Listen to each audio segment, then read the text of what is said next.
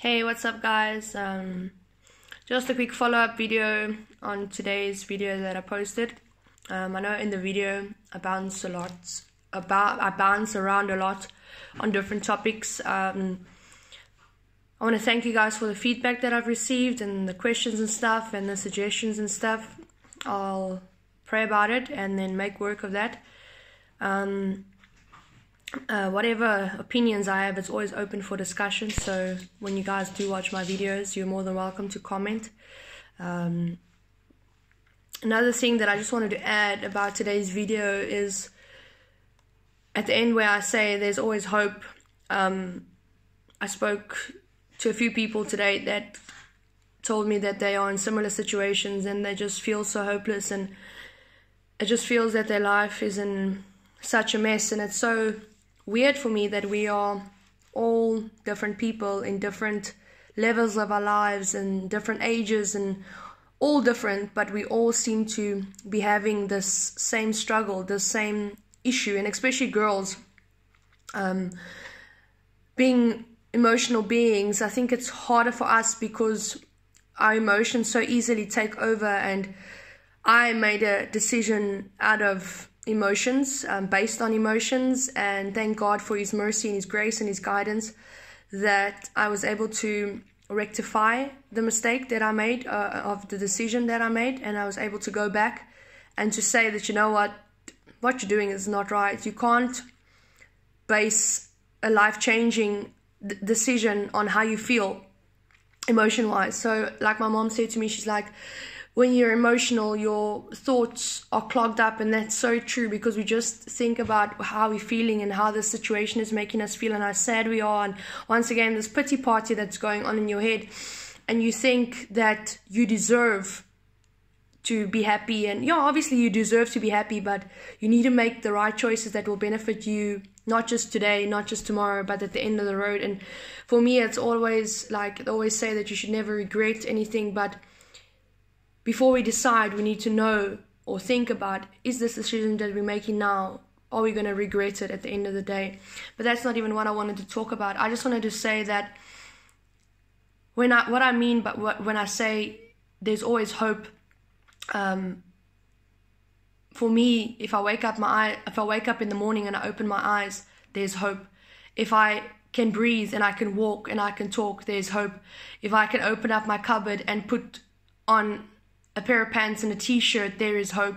If I can open up my tap in the bathroom and have a shower and clean water comes from the tap, there is hope. If I can open my fridge and there's food, there's hope. If like I explained to this friend of mine, I said, I have everything. Like, I don't understand how us as people are so ungrateful. Like, we might have a roof over our head, close to wear, food to eat, but we always want more. We always want something more, and we are never grateful for the little things that we have in life. But it's also besides the point. But what I'm just trying to say is that there's always hope. As long as you are living, as long as you are breathing, as long as you have a mind that can think, as long as you are walking this earth and you have not breathed your last breath, you have hope. There is hope. You are not alone. You are not going through stuff on your own. And even though the devil wants us to believe that we are alone, that nobody cares about us, and that we have to face these things on our own and we have to isolate ourselves. And yeah, isolation is good sometimes, but you don't have to go through struggles alone. And I'm here today to tell you that you are not alone. There's so many people out there.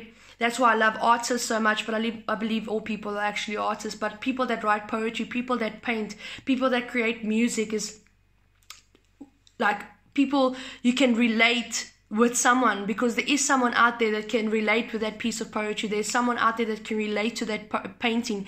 There's someone that hears that song and that song just speaks to their soul.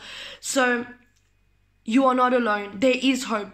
And even if you have to reach out to me, or you have to reach out to your pastor, you have to reach out to a colleague, to a friend, to family, don't let the lie that the enemy wants us to believe that there is no hope consume you so much. Because yes, I say you can have a bad day and it's okay, and maybe you have a bad week, but the key is to make that conscious decision and that choice to move out of that, because the longer we stay in that cluttered mindset, the longer we stay in that negativity, the longer we stay feeling sorry for ourselves, the deeper we crawl or we dig ourselves into this hole. And it's hard to get out of there. You can tell me nothing about digging myself into a hole of depression, and even though I might always come across as this happy person and come across always smiling and making jokes, but deep down sometimes I'm really hurting and I'm really depressed, you know. And I don't like the term depression, but I know that it's a reality, and there's warning signs that one can look at in your life that's like the root or the cause of depression. And that can be, you just want to sleep the whole time, you have no motivation, you don't care about yourself, your physical look, you don't care about your how you like your appearance, like how you look, how you dress, the things that you used to be interested in, you're just not interested in it anymore. And there's all these different kinds of things that are like red flags, warning signs that warn us, listen, you are on danger road now. These are little warnings going off, and we are just so focused on the problem and so focused on how we're feeling inside and so focused on this negativity and crying and this pity party that we don't see these warning signs. So all I'm basically saying is that there is hope, but at the end of the day, it's up to you as a person to decide, are you going to stay stuck in this mindset, in this negativity, in this pity party, or are you actually going to wake up tomorrow morning, and even if you just take one step, and you take another step and another step, the key is in momentum. And even if you try different things and you fail, it's okay. Like, failure isn't a negative thing. To me, failure is stepping stones to getting to where I want to be.